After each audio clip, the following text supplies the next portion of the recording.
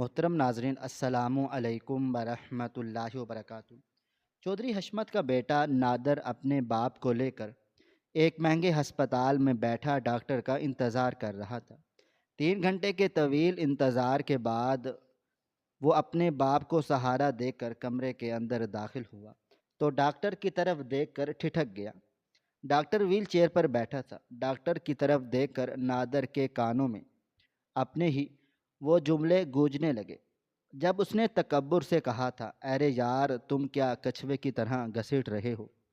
اسی طرح تو تم ساری عمر شہر کی بلند و بالا اور آسمان سے باتیں کرتی ہوئی پرشکوہ عمارتوں کے بالکل بیچوں بیچ چودھری حشمت کی وہ عالی شان اور وسیع و عریض حویلی واقع تھی، جو پورے علاقے میں ان کی بے پناہ دولت، طاقت اور ان کے خاندانی تکبر کی سب سے بڑی اور زندہ مثال سمجھی جاتی تھی۔ چودھری حشمت ایک ایسا نام تھا جس کے رعب اور دبدبے سے شہر کے بڑے بڑے تاجر اور با اثر افراد بھی کانپتے تھے۔ انہوں نے اپنی ساری زندگی صرف اور صرف دولت جمع کرنے اور اپنا اثر و رسوخ بڑھانے میں صرف کر دی تھی۔ ان کا ماننا تھا کہ دنیا کی ہر چیز، یہاں تک کہ انسانوں کی تقدیر اور ان کے جذبات بھی، پیسے کی چمک کے آگے سرگنو ہو جاتے ہیں۔ ان کی فیکٹریوں کی چمنیوں سے نکلنے والا کالا دھواں اس بات کا اعلان کرتا تھا کہ ان کی سلطنت دن رات ترقی کی منازل طے کر رہی ہے۔ ان کا اکلوتا بیٹا نادر، جو اس کہانی کا مرکزی کردار ہے، اپنے باپ سے بھی 2 قدم آگے تھا۔ نادر کی رگوں میں خون کی بجائے خاندانی غرور اور دولت کا نشہ دوڑتا تھا۔ اس نے اپنی پوری زندگی میں کبھی کسی چیز کی کمی یا محرومی کا سامنا نہیں کیا تھا۔ سونے کے چمچ کے ساتھ پیدا ہونے والے اس نوجوان کے مزاج میں رعونت کوٹ کوٹ کر بھری ہوئی تھی۔ وہ ہر اس انسان کو اپنے قدموں کی دھول اور حقیر کیڑا سمجھتا تھا جس کے پاس دولت یا جسمانی طاقت نہیں تھی۔ نادر کو اپنی جسمانی صحت، اپنی طاقت اور اپنی خوبصورتی پر بے حد غرور تھا۔ وہ روزانہ گھنٹوں اپنی جسمانی ورزش پر صرف کرتا اور اسے لگتا تھا کہ دنیا کا سب سے طاقتور اور ناقابل تسخیر انسان ہے، جسے کبھی کوئی بیماری، کوئی کمزوری یا کوئی زوال چھو بھی نہیں سکتا۔ وہ اکثر اپنے دوستوں کی محفلوں میں غریب اور کمزور لوگوں کا مذاق اڑاتا اور ان کی مجبوریوں پر کہکہے لگاتا۔ اس کی نظر میں بیمار، معذور افراد معاشرے پر بوجھ تھے اور وہ ان سے شدید کراہت محسوس کرتا تھا۔ چودھری حشمت نے بھی کبھی اپنے بیٹے کی ان ظالمانہ اور متکبرانہ حرکات پر اسے ٹوکنے یا سمجھانے کی زحمت گوارا نہیں کی تھی، بلکہ وہ الٹا نادر کی ان باتوں پر فخر کرتے کہ ان کا بیٹا بالکل ان کے نقش قدم پر چلتے ہوئے ایک مضبوط اور بے رحم انسان بن رہا ہے، جو ان کی اس وسیع سلطنت کو بخوبی سنبھال سکے گا۔ وقت اپنی مخصوص اور خاموش رفتار سے گزرتا جا رہا تھا اور ان باپ بیٹے کا غرور آسمان کی بلندیوں کو چھو رہا تھا، لیکن وہ اس کائنات کے اس اٹل اور سب سے بڑے قانون سے مکمل طور پر غافل تھے، جسے مکافات عمل کہا جاتا ہے۔ قدرت کی لاٹھی بے آواز ضرور ہوتی ہے، لیکن جب وہ حرکت میں آتی ہے تو بڑے بڑے فرعونوں اور نمرودوں کے تخت الٹ دیتی ہے اور ان کا نام و نشان تک مٹا دیتی ہے۔ وہ دن بھی شہر کے باقی دنوں کی طرح ایک انتہائی روشن اور چمکدار دن تھا۔ سورج اپنی پوری آب و تاب سے چمک رہا تھا اور پرندے درختوں کی شاخوں پر چہچہا رہے تھے۔ چودھری حشمت حسب معمول اپنے عالی شان اور شاہانہ کمرے سے باہر نکلے۔ انہوں نے انتہائی قیمتی لباس زیب تن کر رکھا تھا اور ان کے چہرے پر وہی روایتی تکبر اور رعونت عیاں تھی۔ انہوں نے ناشتے کی میز پر نادر سے اپنے نئے کاروباری منصوبوں کے بارے میں طویل گفتگو کی اور اسے تاکید کی کہ وہ شہر کے مضافات میں موجود ان غریب کسانوں کی زمینوں پر زبردستی قبضہ کرنے کا انتظام کرے جو اپنی خاندانی زمینیں بیچنے سے مسلسل انکاری تھے۔ نادر نے اپنے باپ کو انتہائی پر اعتماد اور شفاف لہجے میں یقین دہانی کروائی کہ وہ آج ہی اپنے کارندوں کے ذریعے ان غریب کسانوں کو ایسا سبق سکھائے گا کہ وہ خود اپنی زمینوں کے کاغذات ان کے قدموں میں لا کر رکھ دیں گے۔ یہ ظالمانہ اور غاضبانہ گفتگو مکمل کرنے کے بعد چودھری حشمت اپنی اس انتہائی قیمتی اور لمبی گاڑی میں سوار ہوئے جو شہر کی سڑکوں پر چلتی تو لوگ رک رک کر اسے حسرت بھری نگاہوں سے دیکھتے تھے۔ ان کا ڈرائیور انتہائی مستعدی سے گاڑی چلا رہا تھا اور وہ پچھلی نشست پر بیٹھے اپنے موبائل فون پر کسی بڑے تاجر کو دھمکیاں دینے میں مصروف تھے۔ ان کی گاڑی شہر کی سب سے مصروف اور کشادہ سڑک پر پوری رفتار سے دوڑ رہی تھی کہ اچانک تقدیر کا وہ بھیانک اور لرزہ خیز فیصلہ حرکت میں آ گیا جس نے چودھری حشمت کی پوری دنیا کو ایک سیکنڈ کے ہزارویں حصے میں الٹ کر رکھ دیا۔ مخالف سمت سے آنے والا ایک انتہائی بھاری اور بے قابو ٹرک جس کا توازن مکمل طور پر بگڑ چکا تھا سڑک کے درمیانی جنگلے کو توڑتا ہوا سیدھا چودھری حشمت کی گاڑی کی طرف آیا۔ ڈرائیور نے گاڑی کو بچانے کی انتہائی سر توڑ کوشش کی لیکن ٹرک کی رفتار اتنی تیز تھی کہ کسی کو سنبھلنے کا کوئی موقع ہی نہیں مل سکا۔ ایک انتہائی زوردار اور کان پھاڑ دینے والا دھماکہ ہوا اور چودھری حشمت کی وہ کروڑوں روپے کی مالیت کی گاڑی جو ان کے غرور کی علامت تھی کسی کھلونا گاڑی کی طرح ہوا میں اچھل کر کئی کلا بازیاں کھاتی ہوئی سڑک کے کنارے موجود ایک انتہائی مضبوط اور پرانے درخت سے جا ٹکرائی۔ گاڑی کا اگلا حصہ مکمل طور پر پچک چکا تھا، شیشے ٹوٹ کر کرچی کرچی ہو چکے تھے اور ہر طرف دھواں اور گرد و غبار پھیل گیا تھا۔ ڈرائیور موقع پر ہی دم توڑ چکا تھا جبکہ پچھلی نشست پر بیٹھے چودھری حشمت کی حالت انتہائی تشویشناک تھی۔ ان کا سارا جسم خون میں لت پت تھا اور ان کی ریڑھ کی ہڈی پر ایک ایسا جان لیوا اور شدید جھٹکا لگا تھا جس نے ان کے پورے اعصابی نظام کو تباہ کر کے رکھ دیا تھا۔ ان کی سانسیں اکھڑ رہی تھیں اور وہ بے ہوشی کی حالت میں موت اور زندگی کی کشمکش میں مبتلا ہو چکے تھے۔ سڑک پر موجود لوگوں نے فوراً امدادی ٹیموں کو طلب کیا اور انہیں انتہائی تشویشناک حالت میں وہاں سے نکالا گیا۔ نادر اس وقت اپنے شاندار دفتر میں بیٹھا اپنے غنڈوں کو ہدایات دے رہا تھا جب اس کے فون کی گھنٹی بجی اور اسے اپنے باپ کے اس ہولناک حادثے کی خبر ملی۔ یہ خبر سنتے ہی نادر کے پیروں تلے سے زمین نکل گئی اور اس کا چہرہ خوف اور صدمے سے بالکل سفید پڑ گیا اور اس کے ہاتھ کانپنے لگے۔ وہ دیوانہ وار اپنے دفتر سے باہر بھاگا اور اپنی گاڑی میں سوار ہو کر شہر کے سب سے بڑے اور مہنگے ترین ہسپتال کی طرف دوڑ پڑا۔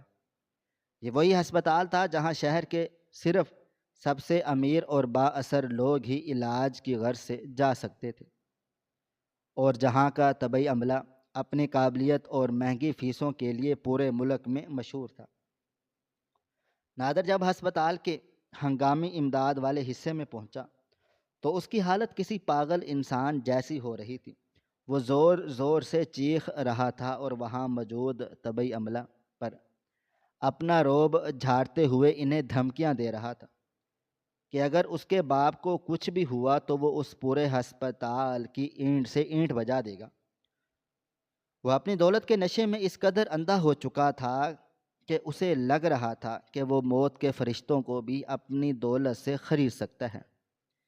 ابتدائی طبی امداد دینے والے نوجوان ڈاکٹر نے چودھری حشمت کی حالت دیکھ کر انتہائی پریشانی کا اظہار کیا۔ ان کے جسم سے بہت زیادہ خون بہہ چکا تھا لیکن سب سے زیادہ تشویشناک بات ان کی ریڑھ کی ہڈی کا وہ شدید ترین فریکچر تھا جس نے ان کے نچلے دھڑ کو مکمل طور پر مفلوج کر دیا تھا۔ ہسپتال کے ایک سینئر ڈاکٹر نے نادر کو ایک طرف لے جا کر انتہائی سنجیدہ اور بوجھل لہجے میں بتایا کہ اس کے باپ کی جان تو بچ جائے لیکن ان کی ریڑھ کی ہڈی کا مسئلہ اتنا پیچیدہ اور خطرناک ہو چکا ہے کہ پورے شہر کیا پورے ملک میں صرف ایک ہی ایسا ماہر سرجن اور ڈاکٹر ہے جو اس قدر نازک اور پیچیدہ آپریشن کر سکتا ہے۔ ڈاکٹر نے نادر کو بتایا کہ چودھری حشمت کو فوراً ایک خاص کمرے میں منتقل کیا جا رہا ہے اور اس ماہر ڈاکٹر کو ہنگامی بنیادوں پر طلب کر لیا گیا ہے، لیکن اس ڈاکٹر کے آنے اور تمام طبی جائزوں کی رپورٹ تیار ہونے تک انہیں پورے 3 گھنٹے کا طویل اور صبر آزما انتظار کرنا پڑے گا۔ یہ سن کر نادر کے ماتھے پر پسینہ آ گیا۔ وہ جو ہر کام اپنی دولت اور طاقت کے زور پر منٹوں میں کروانے کا عادی تھا، آج وقت اور تقدیر کے سامنے بالکل بے بس اور لاچار کھڑا تھا۔ اسے بتایا گیا تھا کہ جب تک وہ ماہر ڈاکٹر خود چودھری حشمت کی تمام رپورٹس کا باریک بینی سے جائزہ نہیں لے لیتا، تب تک کوئی بھی قدم اٹھانا مریض کی جان کے لیے انتہائی خطرناک اور مہلک ثابت ہو سکتا ہے۔ نادر کے پاس اس بات کو ماننے اور انتظار کرنے کے سوا کوئی دوسرا راستہ یا کوئی اور چارہ نہیں تھا۔ چودھری حشمت کو ہسپتال کے سب سے مہنگے اور جدید ترین آلات سے لیس خاص کمرے میں منتقل کر دیا گیا۔ انہیں ہوش آ چکا تھا، لیکن وہ اپنے جسم کے نچلے حصے کو حرکت دینے سے مکمل طور پر قاصر تھے۔ ان کی آنکھوں میں ایک عجیب سا خوف اور بے بسی تھی۔ وہ شخص جس کے اشارے پر شہر کے نظام چلتے تھے، آج ایک بستر پر انتہائی لاچاری کی حالت میں پڑا تھا۔ نادر ان کے بستر کے پاس بیٹھا ان کا ہاتھ تھامے انہیں مسلسل تسلیاں دے رہا تھا اور رو رو کر کہہ رہا تھا کہ وہ دنیا کی ساری دولت لٹا دے گا لیکن انہیں کچھ نہیں ہونے دے گا۔ وقت کی سوئی انتہائی سست روی سے آگے بڑھ رہی تھی۔ نادر ہسپتال کی ان طویل اور سفید راہداریوں میں بے چینی اور اضطراب کے عالم میں چکر لگا رہا تھا۔ ایک ایک پل اس کے لیے صدیوں جیسا طویل اور اذیت ناک لگ رہا تھا۔ پورے 3 گھنٹے کا یہ طویل اور کربناک انتظار اس کی زندگی کا سب سے کٹھن اور مشکل ترین وقت تھا۔ اس انتظار کے دوران نادر کے ذہن میں عجیب و غریب خیالات گردش کر رہے تھے۔ وہ سوچ رہا تھا کہ اس کی کروڑوں کی دولت اور اس کی وسیع و عریض فیکٹریاں، اس کے مسلح کرندے اور اس کا سارا خاندانی اثر و رسوخ آج اس ہسپتال کی ان خاموش دیواروں کے سامنے کس قدر بے وقت اور حقیر ہو کر رہ گیا تھا۔ وہ اپنی تمام تر طاقت کے باوجود اپنے باپ کی تکلیف کو ایک لمحے کے لیے بھی کم نہیں کر سکتا تھا اور نہ ہی اس ماہر ڈاکٹر کو وقت سے پہلے آنے پر مجبور کر سکتا تھا۔ وہ بار بار اپنے ہاتھ کی مہنگی گھڑی کو دیکھتا اور پھر راہداری کے اختتام پر موجود اس دروازے پر نظریں جما دیتا جہاں سے اس ڈاکٹر نے نمودار ہونا تھا۔ یہ 3 گھنٹے نادر کے لیے کسی قیامت سے کم نہیں تھے۔ اسے پہلی بار اپنی بے بسی کا اتنی شدت سے احساس ہو رہا تھا اور اسے یہ ادارک ہو رہا تھا کہ انسان کا غرور اور اس کی طاقت قدرت کے فیصلوں کے سامنے محض ریت کی ایک حقیر سی دیوار کے سوا کچھ نہیں۔ بالآخر وہ طویل اور اذیت ناک انتظار اپنی تکمیل کو پہنچا اور 3 گھنٹے کے بعد ایک نرس تیزی سے چلتی ہوئی نادر کے پاس آئی اور اسے انتہائی شائستگی سے مخاطب کرتے ہوئے کہا کہ ماہر ڈاکٹر اپنے خاص اور مخصوص کمرے میں تشریف لا چکے ہیں اور انہوں نے چودھری حشمت کی تمام طبی رپورٹس کا تفصیلی جائزہ لے لیا ہے اور اب وہ مریض اور اس کے لواحقین سے ملاقات کرنا چاہتے ہیں۔ نرس نے نادر سے کہا کہ وہ اپنے والد کو سہارا دے کر اور ہسپتال کے عملے کی مدد سے انتہائی احتیاط کے ساتھ ڈاکٹر کے کمرے میں لے آئے۔ نادر نے فوراً ہسپتال کے عملے کی ہدایت کی اور 2 وارڈ بوائز کی مدد سے چودھری حشمت کو ایک خاص اور آرام دہ اسٹریچر پر لٹایا گیا۔ چودھری حشمت کی حالت بہت کمزور تھی اور وہ درد سے کرا رہے تھے۔ نادر نے خود آگے بڑھ کر اپنے باپ کو کندھوں سے سہارا دیا اور انہیں انتہائی احتیاط کے ساتھ اس راہداری سے گزارتے ہوئے ڈاکٹر کے کمرے کی طرف لے جانے لگا۔ نادر کے دل کی دھڑکنیں انتہائی تیز ہو چکی تھی۔ اس کے ذہن میں اس ڈاکٹر کے بارے میں کئی طرح کے خیالات آ رہے تھے کہ وہ کیسا شخص ہوگا جو اتنا ماہر اور قابل ہے کہ پورے ملک میں اس کا کوئی ثانی نہیں۔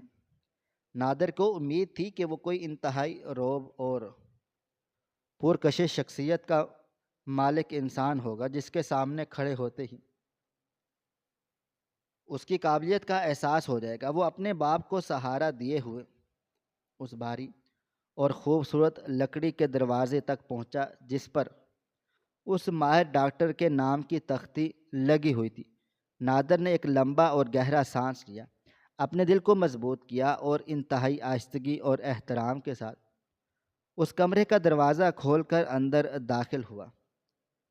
کمرہ انتہائی کشادہ اور شاندار تھا، جس میں چاروں طرف طب کی موٹی موٹی کتابیں اور مختلف اعزازات رکھے ہوئے تھے۔ نادر نے اپنے باپ کو اندر داخل کیا اور پھر اس کی نظر سیدھے اس شخص پر پڑی جو ایک انتہائی وسیع اور چمکدار میز کے پیچھے بیٹھا ان کی طبی رپورٹس کا مطالعہ کر رہا تھا۔ لیکن جیسے ہی نادر کی نظر اس ڈاکٹر کے پورے وجود پر پڑی تو اس کے قدم وہیں کے وہیں جم گئے اور اس کے پورے جسم میں جیسے کسی نے بجلی دوڑا دی ہو۔ نادر اپنے باپ کو سہارا دیے ہوئے ڈاکٹر کی طرف دیکھ کر پوری طرح ٹھٹک گیا اور اس کی آنکھیں حیرت اور شدید صدمے کے باعث پھٹی کی پھٹی رہ گئیں۔ وہ ماہر اور مسیحا ڈاکٹر جس کا اسے پورے 3 گھنٹے سے بے صبری اور بے چینی سے انتظار تھا اور جو اس کے باپ کی زندگی بچانے کی آخری اور واحد امید تھا، وہ کوئی عام اور صحت مند انسان نہیں تھا بلکہ وہ ایک پہیوں والی کرسی یعنی ویل چیئر پر بیٹھا ہوا تھا۔ اس کی دونوں ٹانگیں حرکت کرنے سے قاصر تھیں، لگ رہی تھیں اور وہ مکمل طور پر اس کرسی کا محتاج تھا۔ نادر کے ہاتھ پاؤں یکدم سرد پڑ گئے اور اس کے دل و دماغ میں سائیں سائیں کی آوازیں آنے لگیں۔ اس معذور ڈاکٹر کی طرف دیکھ کر نادر کے کانوں میں اچانک اپنے ہی وہ پرانے اور انتہائی ظالمانہ جملے پوری شدت کے ساتھ گونجنے لگے۔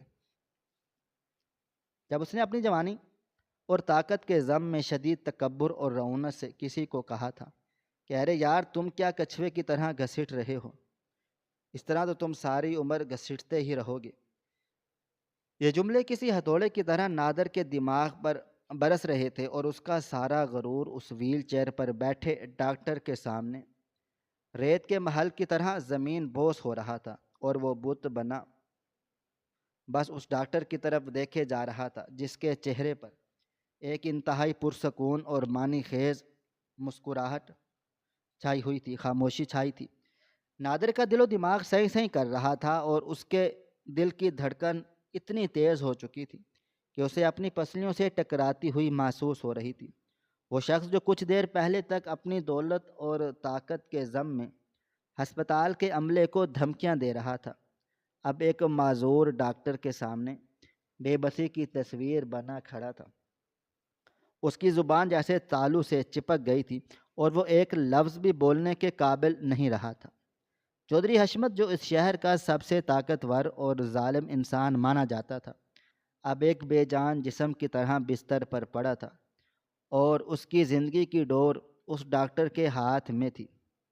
نادر کے ذہن میں بار بار وہ خیالات گردش کر رہے تھے کہ کیا اس کی بے پناہ دولت اور اس کا خاندانی اثر و رسوخ آج اس کے باپ کو موت کے منہ سے نکال پائے گا، یا مکافات عمل کا وہ اٹل قانون اپنا فیصلہ سنا چکا ہے جس سے کوئی بھی انسان فرار حاصل نہیں کر سکتا۔ ڈاکٹر ہاشم نے نادر کی اس پریشانی اور گھبراہٹ کو مکمل طور پر نظر انداز کرتے ہوئے اپنی تمام تر توجہ چودھری حشمت کے طبی معائنے کے کاغذات پر مرکوز کر دی۔ وہ انتہائی باریک بینی اور پیشہ ورانہ مہارت کے ساتھ ہر ایک شے کا جائزہ لے رہے تھے۔ ان کے چہرے پر نہ تو کوئی غصہ تھا اور نہ ہی کوئی انتقامی جذبہ، بلکہ وہ ایک ایسے مسیحا لگ رہے تھے جو اپنے فرض کی ادائیگی میں کسی بھی قسم کی کوتاہی نہیں کرنا چاہتا۔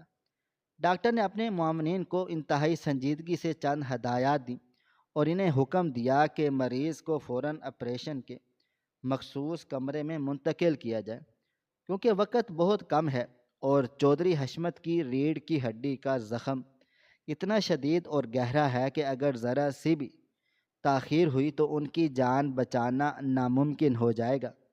نادر نے جب یہ سنا تو اس کے پیروں تلے سے زمین نکل گئی۔ اس نے کانپتے ہوئے ہاتھوں سے ڈاکٹر کی طرف اشارہ کیا اور بھرائی ہوئی آواز میں منت کی، کہ وہ اس کے باپ کو بچا لے، چاہے اس کے بدلے اسے اپنی ساری دولت کیوں نہ لٹانی پڑے۔ ڈاکٹر ہاشم نے اس کی طرف ایک سرد اور سپاٹ نظر ڈالی اور بغیر کوئی جواب دیے اپنی پہیوں والی کرسی کو آگے بڑھاتے ہوئے آپریشن تھیٹر کے کمرے کی طرف چلے گئے۔ ہسپتال کے عملے نے انتہائی تیزی سے چودھری حشمت کو ایک اسٹریچر پر ڈالا اور انہیں آپریشن تھیٹر کے کمرے کے اندر لے گیا، جس کے بعد وہ بھاری اور آہنی دروازہ بند ہو گیا اور اس کے اوپر لگا ہوا سرخ بلب روشن ہو گیا، جو اس بات کا اعلان تھا کہ اب اندر زندگی اور موت کی ایک طویل اور کھٹن جنگ شروع ہو چکی ہے۔ نادر اس بند دروازے کے باہر ایک بے بس اور لاچار انسان کی طرح کھڑا رہ گیا۔ اسے کہا گیا تھا کہ وہ باہر انتظار گاہ میں بیٹھے، کیونکہ یہ آپریشن کئی گھنٹوں تک جاری رہ سکتا ہے۔ یہ وقت نادر کی زندگی کا سب سے کٹھن اور اذیت ناک وقت تھا۔ وہ اس لمبی اور سفید راہداری میں مسلسل چکر لگاتا رہا اور اس کے ذہن میں بے شمار خیالات آندھی کی طرح چل رہے تھے۔ ہسپتال کی اس راہداری کی دیواریں اسے کاٹنے کو دوڑ رہی تھیں اور جراثیم کش ادویات کی وہ مخصوص بو جو ہسپتالوں میں ہوتی ہے اس کے دل و دماغ کو مزید الجھا رہی تھی۔ وہ بار بار اپنے چہرے پر ہاتھ پھیرتا اور اپنے بالوں کو نوچتا۔ وہ شخص جس نے کبھی کسی کے سامنے سر نہیں جھکایا تھا، آج دیوار کے ساتھ ٹیک لگا کر فرش پر بیٹھ گیا تھا اور اس کی آنکھوں سے آنسو جاری تھے۔ اسے اپنے باپ کا وہ غرور یاد آ رہا تھا جب وہ غریب کسانوں کی زمینوں پر زبردستی قبضے کیا کرتے تھے اور ان کی چیخ و پکار پر کہکہے لگاتے تھے۔ آج وہی چودھری حشمت زندگی کی بھیک مانگ رہا تھا اور اس کا غرور خاک میں مل چکا تھا۔ نادر سوچ رہا تھا کہ اس کے باپ کی وہ تمام فیکٹریاں، وہ عالی شان حویلی، وہ قیمتی گاڑیاں، وہ مسلح محافظ آج کس کام کے ہیں جب موت ان کے سر پر منڈلا رہی ہے اور وہ اس پہیوں والی کرسی پر بیٹھے ڈاکٹر کے محتاج ہو چکے ہیں۔ وقت کی سوئی انتہائی سست روی سے آگے بڑھ رہی تھی اور ہر گزرتا ہوا لمحہ نادر کے لیے ایک صدی کے برابر لگ رہا تھا۔ راہداری میں مکمل خاموشی تھی، صرف دیوار پر لگی ہوئی گھڑی کی ٹک ٹک کی آوازیں اس خاموشی کو توڑ رہی تھی۔ نادر نے اپنی زندگی میں کبھی اتنا بھی خوف محسوس نہیں کیا تھا۔ یقیناً آج اسے اس بند دروازے کے باہر کھڑے ہو کر محسوس ہو رہا تھا۔ وہ بار بار اپنے رب کے حضور گڑ گڑا رہا تھا اور معافیاں مانگ رہا تھا۔ اسے احساس ہو رہا تھا کہ انسان کتنا ہی طاقتور کیوں نہ ہو جائے، لیکن وہ قدرت کے فیصلوں کے سامنے محض ایک حقیر سا کیڑا ہے جسے کسی بھی وقت مسلا جا سکتا ہے۔ اس کے کانوں میں اپنے ہی وہ پرانے الفاظ گونجنے لگے جب اس نے کسی معذور کا مذاق اڑاتے ہوئے کہا تھا کہ تم کچھوے کی طرح گھسٹ رہے ہو اور ساری زندگی ایسے ہی گھسٹتے رہو گے۔ یہ الفاظ آج کسی تیز دھار خنجر کی طرح اس کے اپنے کلیجے کو چیر رہے تھے اور اسے اپنی ظالمانہ حرکت پر شدید ترین شرمندگی اور ندامت ہو رہی تھی۔ اسے ڈر تھا کہ کہیں قدرت نے اس کے باپ کے لیے بھی وہی انجام تو نہیں لکھ دیا جس کا وہ دوسروں کے لیے مذاق اڑاتا تھا۔ جراحی کا وہ طویل اور صبر آزما عمل پورے 7 گھنٹے تک جاری رہا۔ یہ 7 گھنٹے نادر کے لیے 7 جنموں سے بھی زیادہ طویل اور کربناک تھے۔ وہ کبھی کھڑا ہوتا، کبھی بیٹھ جاتا اور کبھی دروازے کی جھوریوں سے اندر دیکھنے کی ناکام کوشش کرتا۔ بالآخر وہ سرخ بلب بجھ گیا اور آپریشن تھیٹر کے کمرے کا باہری دروازہ انتہائی آہستگی سے کھلا۔ نادر کا دل اچھل کر حلق میں آ گیا اور وہ دیوانہ وار بھاگتا ہوا دروازے کی طرف لپکا۔ ڈاکٹر ہاشم اپنے پہیوں والی کرسی کو خود چلاتے ہوئے باہر آئے۔ ان کے چہرے پر شدید تھکاوٹ کے آثار نمایاں تھے اور ان کی پیشانی پسینے سے بھیگی ہوئی تھی اور ان کا لباس آپریشن کے دوران استعمال ہونے والے مواد سے داغدار تھا، لیکن ان کی آنکھوں میں ایک عجیب سی چمک اور ایک ایسا گہرا اطمینان تھا جو صرف ایک کامیاب مسیحا کے چہرے پر بھی دیکھا جا سکتا ہے۔ نادر نے ہانپتے ہوئے ان کے پاس پہنچ کر گڑ گڑاتے ہوئے اپنے باپ کی خیریت پوچھی۔ اس کے ہاتھ جڑے ہوئے تھے اور وہ کسی بھیکاری کی طرح ان کے سامنے کھڑا تھا۔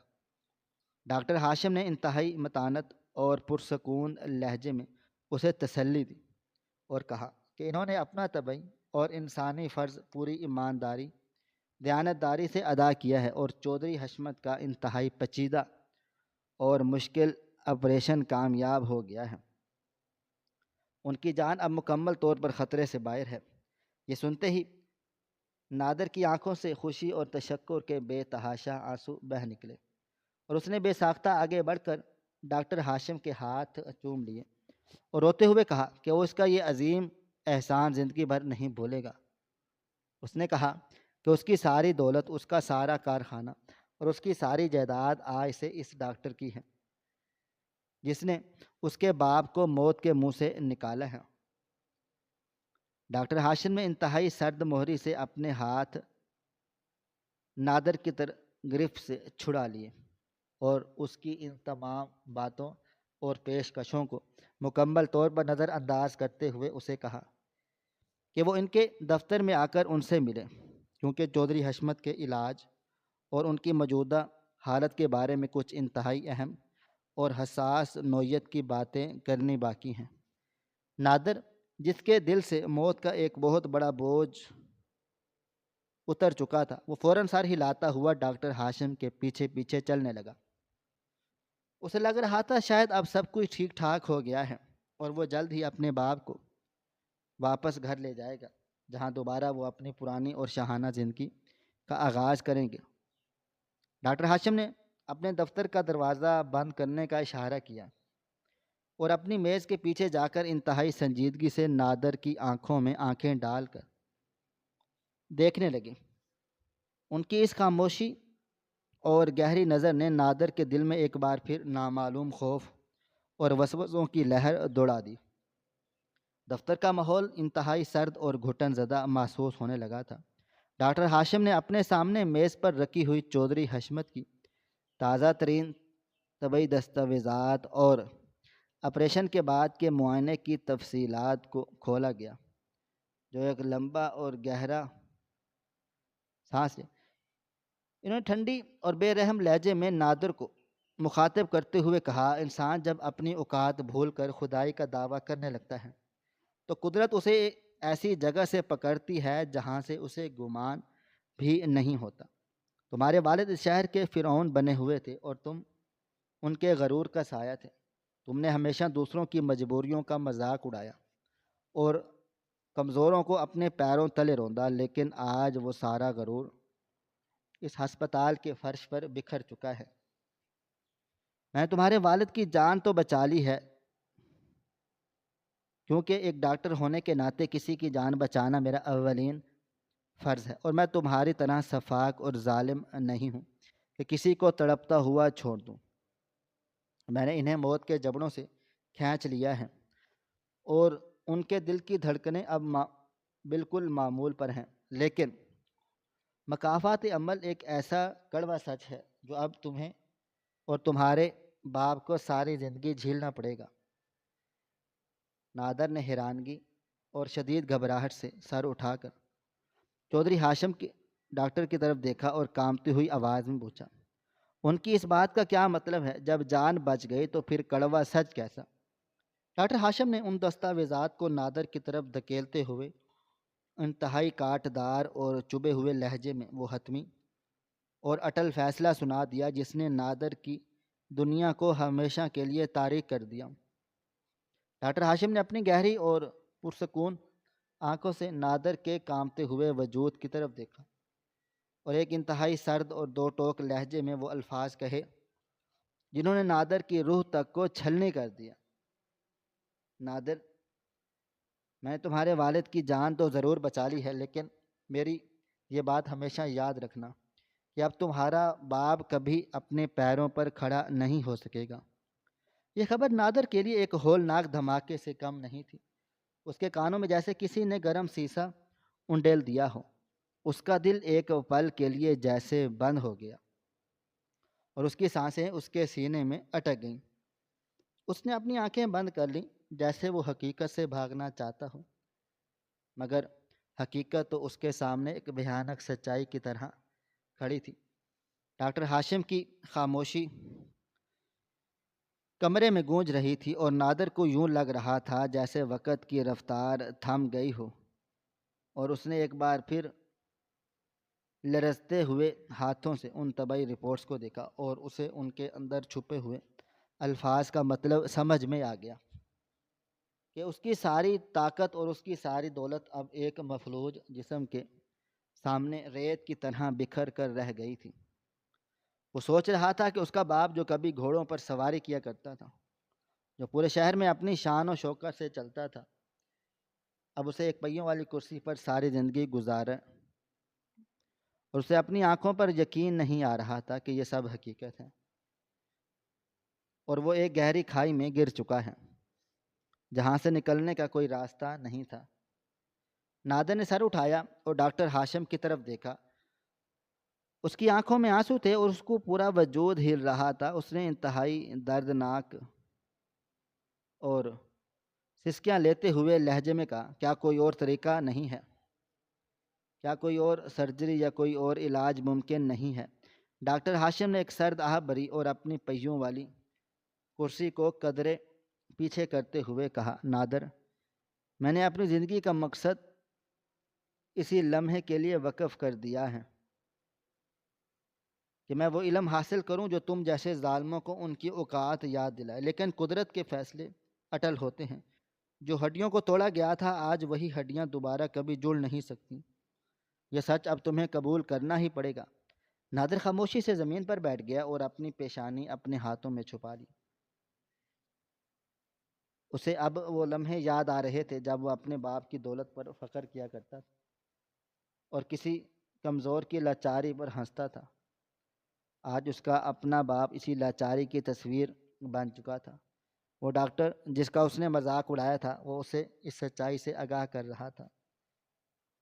ڈاکٹر ہاشم نے اپنی میز سے اٹھ کر نادر کی طرف دیکھا اور ایک بار پھر سرد لہجے میں کہا کہ نادر، اب تمہارے باپ کو اپنے پیروں پر کھڑا ہونے کی امید چھوڑ دینی چاہیے، کیونکہ قدرت کا انصاف کبھی کسی کو نہیں چھوڑتا، اور تمہارے باپ کو بھی وہ انجام مل گیا ہے جس کی انہوں نے اور تم نے کبھی توقع نہیں کی تھی۔ اس لمحے نادر کو احساس ہوا کہ اس کا سارا غرور اور اس کی ساری دھن دولت آج ایک مفلوج جسم کے سامنے دھری کی دھری رہ گئی، اور اس کا باپ اسے کبھی بھی اپنے پیروں پر کھڑا نہیں ہو سکیں گے۔ نادر کا پورا وجود کانپ رہا تھا۔ اس کے حلق سے آنسوؤں کا ایک ایسا گولا پھنس گیا تھا اور وہ کچھ بولنے سمجھنے کی صلاحیت میں نہیں تھا۔ اسے اپنی سماعتوں پر یقین نہیں آ رہا تھا اور وہ بار بار اپنے دماغ کو یہ جھٹک کر سوچنے کی کوشش کر رہا تھا، کیا یہ کوئی برا خواب ہے یہ جو وہ دیکھ رہا ہے؟ لیکن ڈاکٹر ہاشم کے چہرے پر موجود وہ سپاٹ اور سنگلاخ سنجیدگی یہ بتانے کے لیے کافی تھی کہ یہ حقیقت ہے اور اس تلخ حقیقت سے فرار کا کوئی راستہ نہیں ہے۔ نادر نے لڑکھڑاتے ہوئے قدموں کے ساتھ اپنے والد چودھری حشمت کی طرف دیکھا، جو ہسپتال کے اس کمرے میں بے بسی کے عالم میں نیم بے ہوشی کی حالت میں پڑے تھے۔ ان کا جسم جو کبھی ایک پہاڑ کی طرح مضبوط اور توانا ہوا کرتا تھا، اب ایک بے جان لاش کی طرح بستر پر پڑا تھا، اور ان کی ٹانگیں جس پر انہیں ناز تھا اب ہمیشہ کے لیے بے حس اور جامد ہو چکی تھی۔ یہ منظر نادر کی روح کو چیر کر رکھ دینے کے لیے کافی تھا۔ اسے اب اپنے ماضی کا وہ بھیانک لمحہ شدت سے یاد آ رہا تھا جب اس نے فیکٹری کی ان اونچی اور پتھریلی سیڑھیوں پر ڈاکٹر ہاشم کو دھکا دیا تھا، اور ان کے گرنے کی وہ لرزہ خیز آواز آج بھی اس کے کانوں میں گونج رہی تھی۔ اور ڈاکٹر ہاشم جو اس وقت ایک طالب علم تھے اور اپنی تعلیم کے اخراجات پورے کرنے کے لیے وہ فیکٹری میں مزدوری کیا کرتے تھے، آج وہ اپنی محنت اور اللہ تعالیٰ کے فضل و کرم سے اس مقام پر تھے کہ وہ نادر کے خاندان کی تقدیر کا فیصلہ کر رہے تھے۔ نادر کی آنکھوں سے آنسوؤں کا ایک نہ رکنے والا سیلاب بہہ نکلا۔ وہ ڈاکٹر ہاشم کہ قدموں میں گرنے ہی والا تھا کہ ڈاکٹر ہاشم نے اپنے پہیوں والی کرسی کو پیچھے ہٹاتے ہوئے ایک سرد اور حاکمانہ انداز میں ہاتھ کا اشارہ کیا اور کہا کہ نادر، اب تمہارے رونے دھونے سے تقدیر کے لکھے ہوئے فیصلے نہیں بدل سکتے۔ جو بویا تھا آج وہی کاٹ رہے ہو۔ یہ الفاظ نادر کے دل پر کسی زہریلے تیر کی طرح لگے۔ اسے اب شدت سے احساس ہو رہا تھا کہ اس نے اپنی زندگی میں اور جس دولت اور طاقت پر تکبر کیا تھا وہ کتنی حقیر اور بے وقت تھی۔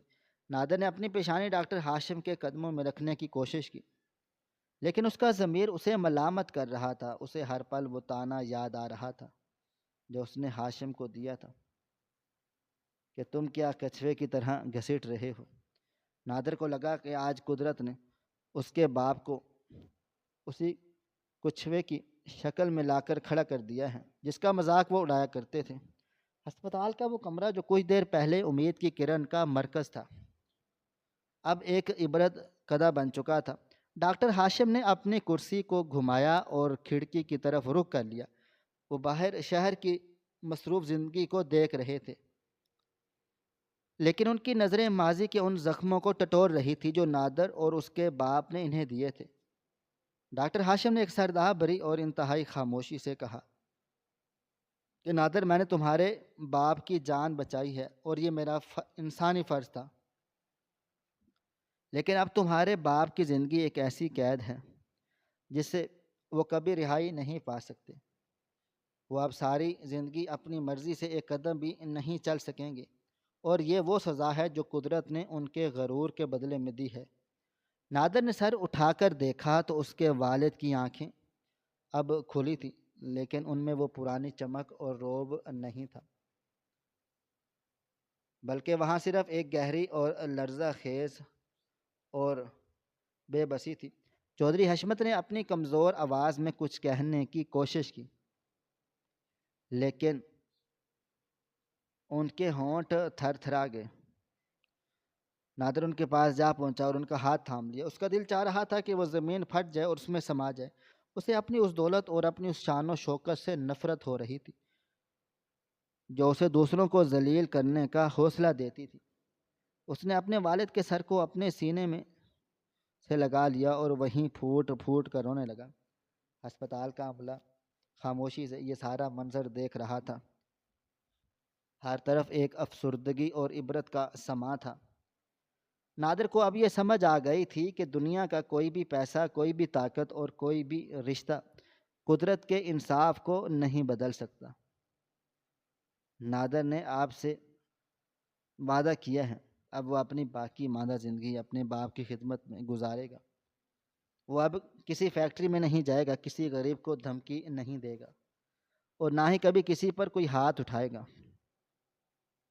اس نے سوچا کہ اب وہ اپنی فیکٹریوں کو بیچ دے گا اور تمام رقم ان غریبوں میں تقسیم کر دے گا جس کا حق اس نے اور اس کے باپ نے مارا تھا۔ نادر کی یہ سوچ اس کی توبہ کی پہلی سیڑھی تھی۔ لیکن اسے معلوم تھا کہ اس کا باپ بھی اپنے پیروں پر کھڑا نہیں ہو سکے گا، اور یہ بات حقیقت بھی تھی، اور اس کے لیے ایک مستقل عذاب تھی جو اسے ہر لمحہ یاد دلاتی رہی کہ تکبر کا انجام کتنا بھیانک اور دردناک ہوتا ہے۔ نادر نے آہستہ سے اپنے والد کو پہیوں والی کرسی پر بٹھانے کا فیصلہ کیا۔ یہ اس کی زندگی کا سب سے مشکل فیصلہ تھا، لیکن اسے معلوم تھا کہ اب یہی اس کی نئی زندگی کا آغاز ہے۔ اس نے بڑی نرمی سے اپنے باپ کو اٹھا کر اس کرسی پر بٹھایا جو ڈاکٹر ہاشم کی معذوری کی نشانی تھی۔ یہ منظر ایسا تھا جس نے نادر کے دل کو مکمل طور پر بدل کر رکھ دیا تھا۔ اب وہ ایک متکبر رئیس زادہ نہیں تھا، بلکہ ایک ٹوٹا ہوا اور پچھتاوے میں ڈوبا ہوا انسان تھا جو اپنی باپ کی معذوری میں اپنی سزا دیکھ رہا تھا۔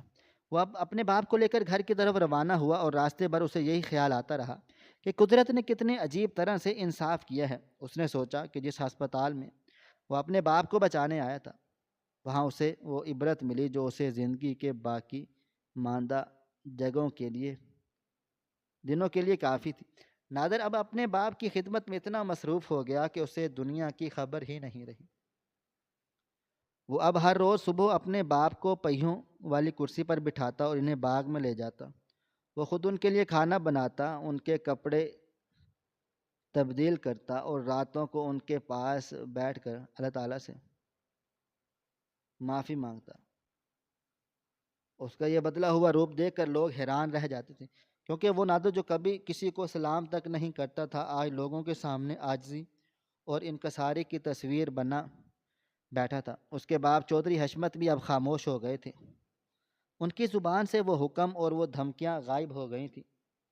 وہ صرف آسمان کی طرف دیکھتے رہتے اور شاید اپنی زندگی کے ان گناہوں کا حساب کر رہے تھے جو انہوں نے اپنے طاقت کے نشے میں کیے تھے۔ نادر کو اب یہ احساس ہو گیا تھا کہ اصل طاقت پیسے میں نہیں بلکہ انسان کے ظرف اور اس کے کردار میں ہوتی ہے۔ وہ اب ڈاکٹر ہاشم کے اس کلینک پر بھی کبھی کبھی جاتا تھا جہاں اس نے وہ عبرت پائی تھی، اور جہاں کر دور سے ڈاکٹر ہاشم کو دیکھتا اور دل ہی دل میں دعا کرتا کہ اللہ تعالیٰ اسے معاف کر دے۔ نادر اب اپنی فیکٹریوں سے حاصل ہونے والی آمدنی کا زیادہ تر حصہ غریبوں میں تقسیم کر دیتا تھا۔ اسے اب دولت کی وہ چمک نظر نہیں آتی تھی جو اسے پہلے دیوانی کر دیتی تھی۔ اسے صرف وہ دکھ اور تکلیف نظر آتی تھی جو دوسروں کو سہنی پڑتی تھی۔ نادر کی زندگی کا سب سے بڑا سبق تھا کہ جس انسان نے اسے فرعون سے انسان بنا دیا تھا اور اس کے باپ کو عبرت کی مثال بنا دیا تھا، وہ اب ساری زندگی اسی کفارے میں گزارنا چاہتا تھا جو اس نے اپنے باپ کی خدمت میں چن لیا تھا۔ اس کے باپ اب پہیوں والی کرسی پر ہی ساری زندگی گزارنے والے تھے، اور نادر کو اس بات کا بخوبی علم تھا کہ قدرت کا یہ فیصلہ اٹل ہے، اور وہ اب ہر شام اپنے باپ کو لے کر اس پارک میں جاتا جہاں وہ دونوں اپنی پرانی زندگی کے بارے میں سوچتے تھے۔ نادر اب بہت خاموش ہو گیا تھا اور اس نے اپنے سوشل لائف کو بالکل ختم کر دیا تھا، اور اس کا اب صرف ایک ہی مقصد تھا کہ وہ اپنے باپ کی خدمت کرے اور ان کے گناہوں کا بوجھ ہلکا کرے۔ اس کی زندگی اب صرف ایک خدمت اور ندامت کا نام بن کر رہ گئی تھی۔ وہ ہر رات اپنے رب سے دعا کرتا کہ اسے اور اس کے باپ کو معاف کر دے اور اسے اس عذاب سے نجات دے جو اس نے اپنے تکبر کی وجہ سے مول لیا تھا۔ نادر کی یہ تبدیلی ایک سچی توبہ کی علامت تھی، اور وہ اب ایک ایسی زندگی گزار رہا تھا جس میں کوئی دکھاوا نہیں تھا، کوئی غرور نہیں تھا، صرف ایک عاجزانہ زندگی تھی جو اس نے اپنے باپ کی دیکھ بھال میں گزارنے کا فیصلہ کیا تھا۔ اس کا باپ اب بہت کمزور ہو گیا تھا، ان کی یادداشت بھی کبھی کبھی جواب دے جاتی تھی، لیکن وہ نادر کی خدمت کو محسوس کرنے لگے، اور کبھی کبھی ان کی آنکھوں میں آنسو آ جاتے جو اس بات کا ثبوت تھے کہ وہ اپنے گناہوں پر پچھتا رہے ہیں۔ نادر اب ہر دن اپنے باپ کو نئی امیدیں دینے کی کوشش کرتا تھا، لیکن اسے اندر سے یہ معلوم تھا کہ اس کا باپ اب کبھی اپنے پیروں پر نہیں چل سکے گا۔ یہ حقیقت اب اس کی زندگی کا مستقل حصہ بن چکی تھی، اور وہ اس حقیقت کے ساتھ جینے کا عادی ہو چکا تھا۔ اس کی زندگی کا ایک نیا اور پرسکون باب اب شروع ہو چکا تھا، جس میں کوئی دولت نہیں تھی، کوئی طاقت نہیں تھی، صرف سکون اور ندامت تھی جو اسے اپنی باقی ماندہ زندگی گزارنے کا حوصلہ دے رہی تھی۔ اور یہ سب کچھ اسی مکافات عمل کا نتیجہ تھا جس نے اس کے پورے خاندان کو بدل کر رکھ دیا تھا، اور اسے وہ سبق سکھایا تھا جو وہ کوئی کتاب نہیں سکھا سکتی۔ نادر اب ایک ایسا انسان بن چکا تھا جو دنیا کے سامنے مثال بن گیا تھا، اور جس کا باپ اب پہیوں والی کرسی پر ساری زندگی کے لیے محدود ہو گیا تھا، جس کا کوئی علاج نہیں تھا، اور نادر اب اس بات کو مان چکا تھا۔ اس کہانی کا سب سے اہم اور بنیادی سبق مکافات عمل کا وہ اٹل قانون ہے جس سے کوئی بھی انسان فرار حاصل نہیں کر سکتا۔ یہ داستان ہمیں یہ سمجھاتی ہے کہ تکبر اور غرور ایسی اندھی طاقتیں ہیں جو انسان کی بصیرت کو ختم کر دیتی ہیں اور اسے اپنے ہی بچھائے ہوئے جال میں پھنسا دیتی ہیں۔ نادر اور اس کے باپ چودھری حشمت کا زوال اس بات کی زندہ مثال ہے کہ جب انسان دولت اور رتبے کے نشے میں چور ہو کر مظلوموں کی اور معذوروں کا مذاق اڑاتا ہے تو وقت کا پہیہ ہی اس کو اسی حالت میں لا کر کھڑا کر دیتا ہے جہاں جس کا اس نے دوسروں کے لیے تمسخر اڑایا تھا۔ ڈاکٹر ہاشم کا کردار اس کہانی میں صبر، محنت اور استقامت کا استعارہ ہے۔ جس طرح ہاشم نے اپنی معذوری کو اپنی شکست نہیں بننے دیا بلکہ اپنی محنت کے بل بوتے پر ایک مسیحا کا مقام حاصل کیا۔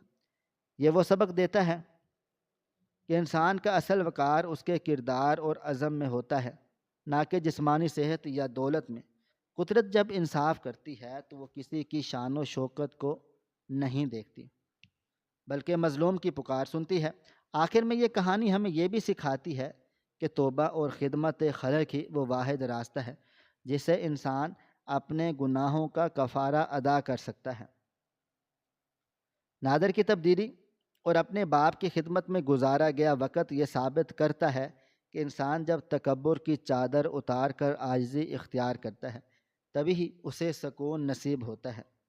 یہ داستان ہر اس شخص کے لیے ایک آئینہ ہے جو اپنی طاقت پر نازا ہے، کیونکہ یہ یاد رکھنا ضروری ہے کہ وقت کا پہیہ ہمیشہ گھومتا ہے اور ظالم کا انجام بالآخر عبرت بن کر ہی رہتا ہے۔ محترم ناظرین، آپ کو ہماری آج کی کہانی کیسی لگی؟ کومنٹ باکس میں اپنی رائے کا اظہار ضرور کریں۔ خواہش صرف اتنی ہے کہ کچھ الفاظ لکھوں جس سے کوئی گمراہی کے راستے پہ جاتے جاتے رک جائے اور نہ بھی رکے تو سوچ میں ضرور پڑ جائے۔ پیارے دوستو، امید کرتا ہوں کہ آپ کو یہ ہماری کہانی پسند آئی ہوگی۔ کہانی پسند آئی ہو تو ویڈیو کو لائک کریں، کمنٹس کریں، شیئر کرنا بالکل بھی نہ بھولیں، اور ہاں، اگر آپ لوگ اس چینل پر نئے ہیں تو ہمارے چینل ہریرہ انفو کو سبسکرائب ضرور کر لیں اور نوٹیفیکیشن کو ضرور دبائیں تاکہ آنے والی کہانی سب سے پہلے آپ کو مل سکے۔ ملتے ہیں کل ایک نئی اور دلچسپ کہانی کے ساتھ، تب تک اپنا ڈھیر سارا خیال رکھیے گا۔ اللہ حافظ۔